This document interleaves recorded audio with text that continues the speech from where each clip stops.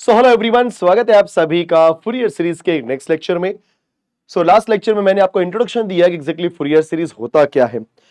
तो Fourier series का definition भी आपको समझाऊंगा क्या होता है, कैसे इसको डिफाइन करते हैं। बट उसके पहले मैं आज आपको सिखाने वाला हूं एक नया कॉन्सेप्ट। बच्चों जी हाँ, मैं बात कर रहा हूं यहां पर पीरियोडिक फंक्शन की, बिकॉज ये सबसे इंपॉर्टेंट चीज है। यहां पर इसके अंदर आपको पता होना चाहिए एग्जैक्टली पीरियोडिक फंक्शंस क्या होता है। ठीक है, सो पीरियोडिक फंक्शन जैसे आप बोलते हो ना कि हाँ ये पीरियड है, दूसरा पीरियड, तीसरा पीरियड, मतलब एक पर्टिकुलर टाइम इंटरवल के बाद चीजें खुद से रिपीट होती हैं, राइट। जैसे मैं छोटा सा एग्जांपल लेता हूं स्टूडेंट्स, मान के चलो कि मेरे पास यहाँ पे 0 डिग्री एंगल है। ठीक है, सो ये स्टार्ट हुआ 360 डिग्री के बाद फिर से मैं उधर ही पहुंचा,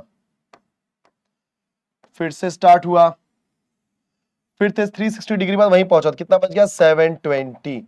आप समझ रहे हो मैं क्या बोलना चाह रहा हूं?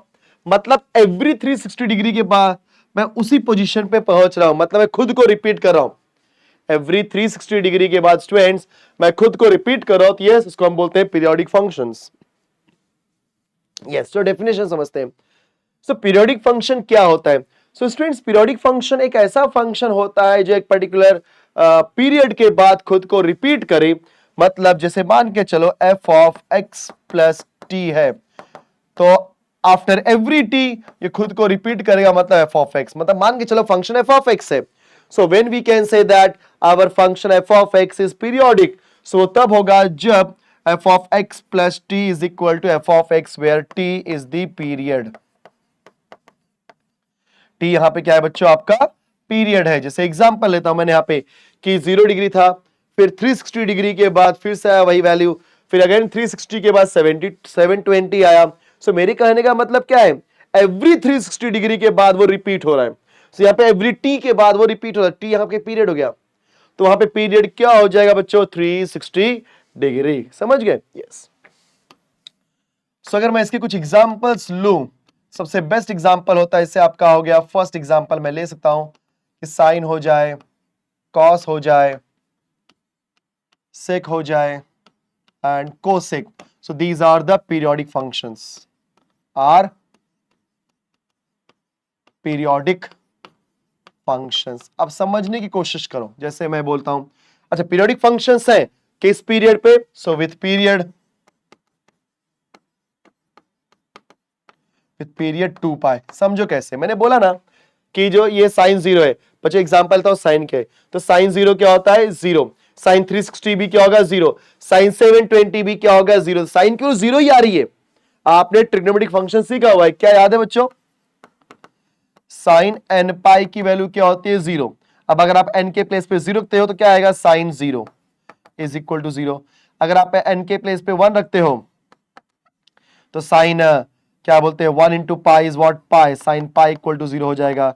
2 रख दिया, साइन 2 पाई इक्वल टू 0 हो गया, बराबर। तो सिंपल सा फंडा है, पाई पाई के बाद वैल्यू वही आ रही है।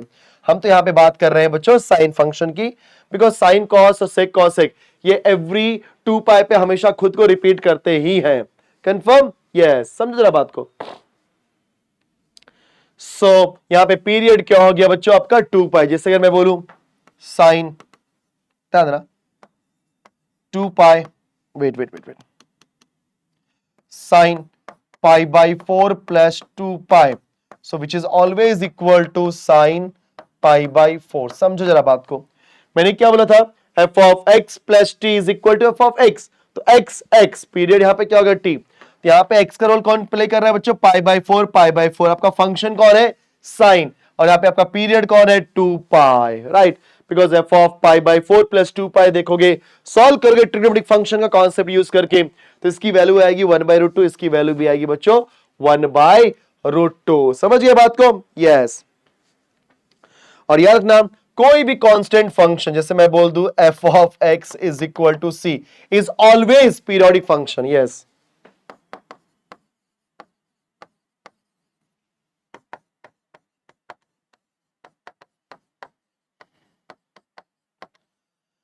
देखा आप सभी ने, साइन कॉस सेक कोसेक ये पीरियोडिक फंक्शन है। किस पीरियड पे? 2 पाई पे। हमारा ये जो आपका f of x equal to c है, कोई भी constant function, it is always periodic. Functions को हमेशा हमेशा बोल सकते हैं बच्चे पीरियोडिक फंक्शन है। सेम टाइम पे अगर मैं बात करूं tan एंड cot की, तो बच्चों tan और cot भी पीरियोडिक होते हैं, लेकिन उसका पीरियड होता है बच्चों पाई, ठीक है। Because sine cos sec cos है कि ये एवरी 2 पाई के बाद खुद को रिपीट करते हैं, लेकिन tan cot ये पाई पे रिपीट होता है। अगर आप ध्यान दोगे तो tan का डायग्राम ऐसा बनता है, ये देखो, ये प्लस 90 पे और ये माइनस 90 पे, तो ये पूरा एक कर्व माइनस, मतलब पूरे कर्व का बीच का जो गैप है वो 180 है। सो अभी नेक्स्ट जो बनेगा सेम 180, ऐसा समझ रहे हो मैं क्या बोल रहा हूं? एवरी 180 के बाद वो खुद को रिपीट करने लगता है। तो मैं यहां पे बता रहा हूं आपको पीरियोडिक फंक्शन क्या होता है। आई होप सभी को समझ में आ गया होगा पीरियोडिक फंक्शंस के बारे में एग्जैक्टली क्या बोलना चाहिए क्या नहीं, वो सब बता दिया मैंने। अब इस पूरे फूरियर सीरीज के अंदर एक और कॉन्सेप्ट बताना चाहता हूं बच्चों, इसको हम बोलते हैं बर्नौलीज रूल। यस, क्या बोलते हैं बच्चों? Bernoulli's rule. ये एक देखा जाए तो ये आपका एक की है। मैं आपको कोई भी चीजें शॉर्टकट तरीके से सिखाऊंगा तो उसको मैं एम की बोलूंगा, मतलब मेरा की, ऐसा कुछ, ठीक है। तो बच्चों एम की चल भाई, तो एम की यहां पे क्या है बच्चों? बर्नौलीज।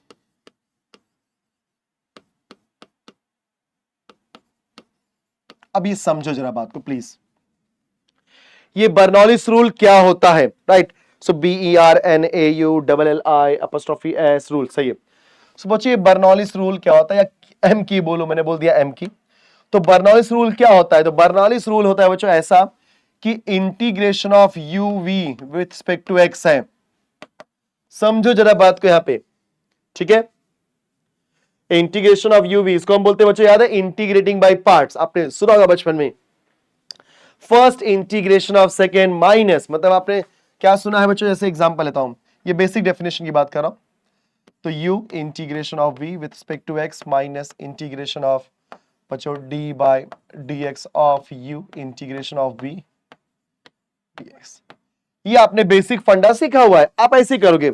लेकिन कभी कभी ऐसे फंक्शंस आते हैं जहां पर हमें इंटीग्रेटिंग बाय पार्ट्स के अंदर फिर से अलग से और भी इंटीग्रेटिंग बाय पार्ट्स करना पड़ता है। मतलब फिर से यूवी रूल आता है, फिर लगाते हैं, फिर से यूवी रूल आता है, मतलब जब मल्टीपल टाइम्स यूवी रूल आएगा तो it is very difficult to handle these kind of questions. तो सर इसको सॉल्व कैसे करें? तो बच्चों इसका जो की है, यस, जो इसका की है वो क्या बोलता है कि integration of u v with respect to x is equal to you.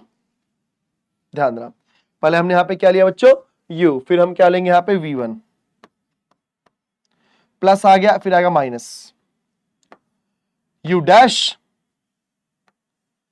Then v2 plus u double dash, then v3, फिर minus u triple dash, v4 plus dot dot dot. ये तब तक होता रहेगा जब तक हमारा पूरा का पूरा कॉन्सेप्ट खत्म ना हो जाए। So u v1 minus u dash v2 plus u triple dash v3। Sign कैसा होगा? पहला प्लस, फिर माइनस, फिर प्लस, फिर माइनस, फिर प्लस, फिर माइनस, ऑल्टरनेट साइन।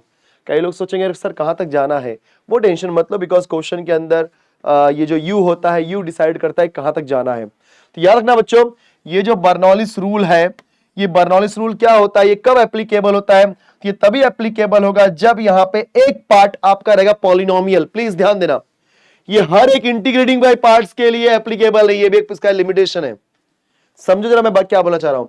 ये जो बर्नौलीज रूल है ना, ये एक, it is a kind of special type of integrating by parts.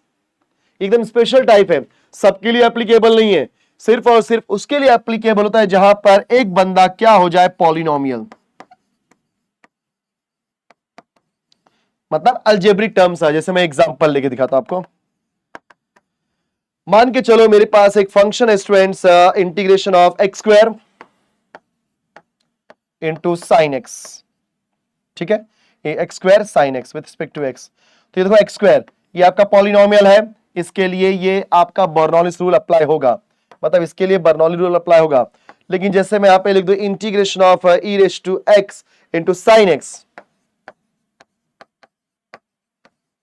बोलो कहीं पर भी पॉलिनोमियल है क्या? नहीं।